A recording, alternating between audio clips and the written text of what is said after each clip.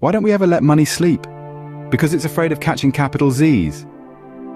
A little humor to break the ice as we delve into a topic that can often feel overwhelming: finance. But don't worry, we're not here to bore you with numbers and charts. We're here to explore a unique perspective on wealth, one that's been around for thousands of years, yet is surprisingly relevant today. Now that we've got the giggles out of the way, welcome to our channel where we explore the intersection of faith and finance. In the world of finance, the Bible might not be the first reference that comes to mind, but surprisingly, it offers profound insights on wealth management and avoiding greed.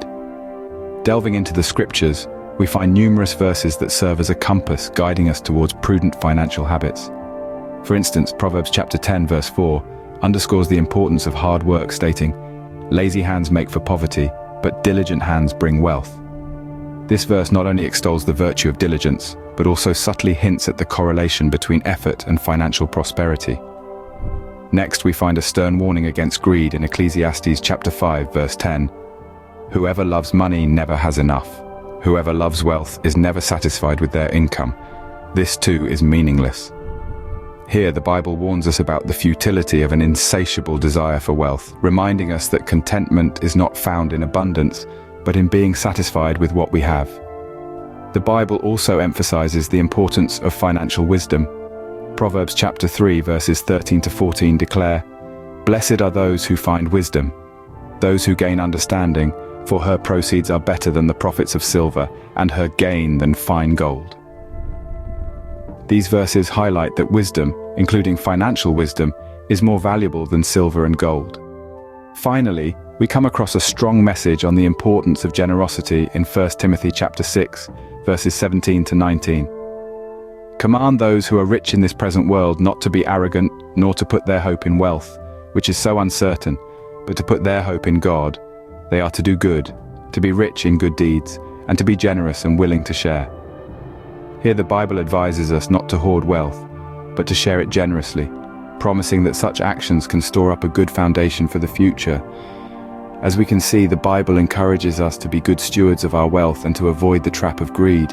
The concept of stewardship is deeply embedded in biblical teachings, but what does it really mean to be a faithful steward? Let's take a stroll down the lanes of ancient wisdom and explore this fascinating concept. Stewardship, in the biblical sense, refers to the responsibility that each one of us holds over the resources entrusted to us. These resources can be as tangible as money or as intangible as talents and time. But the key here is to remember that these are not truly ours. They are merely entrusted to us, and we are stewards, caretakers, if you will, of these resources. As stewards, it is our duty to manage these resources wisely, to make them grow and flourish. It's not about hoarding wealth or being miserly with our gifts. It's about nurturing and expanding them so that they may benefit not just us, but those around us as well. It's about making the world a better place with what we have been given. The concept of stewardship also ties into the idea of accountability. As stewards, we are answerable for how we utilize the resources entrusted to us. It's not just about making a profit or achieving personal success. It's about ensuring that our actions, our decisions, and our management of resources have a positive impact on the world around us. In essence, being a faithful steward means being a responsible and wise manager. It means understanding the value of what we have and using it to make a difference. It means making decisions not just for our own benefit, but also considering the ripple effect of our actions on others. So let's take a moment to reflect on this. How are we managing the resources entrusted to us? Are we being faithful stewards? Are we using our wealth, our talents, our time to make a positive impact? These are questions that each one of us must ask ourselves as we navigate the complex world of financial decisions. So, being a faithful steward means managing our resources wisely and using them in a way that benefits not only us but others as well. The book of Proverbs is a treasure trove of practical advice, and it has quite a bit to say about financial matters. Dive into this ancient wisdom, and you'll find that it's as relevant today as it was thousands of years ago. You see, the principles of financial management are timeless, transcending cultures and eras. Take, for instance, Proverbs 22:7, which tells us, "The rich rule over the poor, and the borrower is servant to the lender." This proverb underscores the dangers of debt, a financial pitfall that many of us, unfortunately, stumble into. Debt can limit our financial freedom, making us servants to our lenders. It's a stern warning, reminding us to live within our means and avoid unnecessary borrowing. Then there's Proverbs 13:11, which says, "Wealth gained hastily will dwindle, but whoever gathers little by little will increase it." This highlights the value of patience and perseverance in wealth accumulation. It's a testament to the power of consistent saving and investing, a stark contrast to the get-rich-quick schemes that often lead to financial ruin. Another financial gem from Proverbs is Proverbs 21:20. "In the house of the wise are stores of choice food and oil, but a foolish man devours all he has." This proverb emphasizes the importance of frugality and planning. It encourages us to live frugally, save diligently, and plan for the future instead of squandering our resources. Lastly, let's consider Proverbs 10:4. "Lazy hands make for poverty, but diligent hands bring wealth." This proverb underscores the value of hard work. It reminds us that wealth is often the result of diligence and effort, not luck or circumstance. These proverbs, though ancient, speak volumes about the principles of financial management. They remind us about the value of hard work, frugality, and the dangers of debt. They encourage us to be patient, to save and invest wisely, and to avoid the pitfalls of quick wealth and excessive borrowing. So, as we navigate our financial journeys, let's carry these pearls of wisdom with us. After all, wisdom is wealth, and these proverbs are indeed a treasure trove of financial wisdom. These proverbs remind us about the value of hard work, frugality, and the dangers of debt. One of the most memorable teachings of Jesus is the parable of the talents. But how does this relate to our financial lives? The parable of the talents is a compelling narrative found in the Gospel of Matthew. It tells the story of a master who, before embarking on a journey, entrusts his 3 servants with varying amounts of talents, an ancient unit of currency. The first 2 servants double their money by investing it, while the third hides his talent in the ground out of fear. This parable isn't just about money. It's a lesson about resources, responsibility, and the courage to take risks.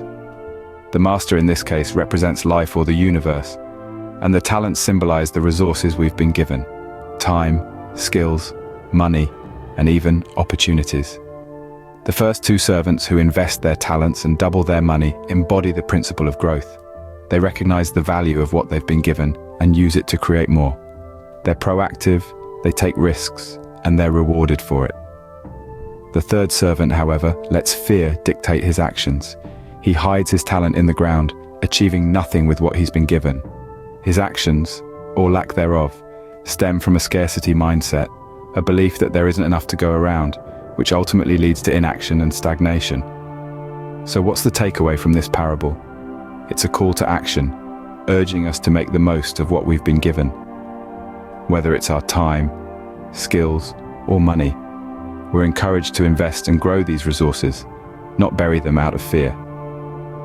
It's about embracing a growth mindset, recognizing the abundance of opportunities around us, and having the courage to take calculated risks.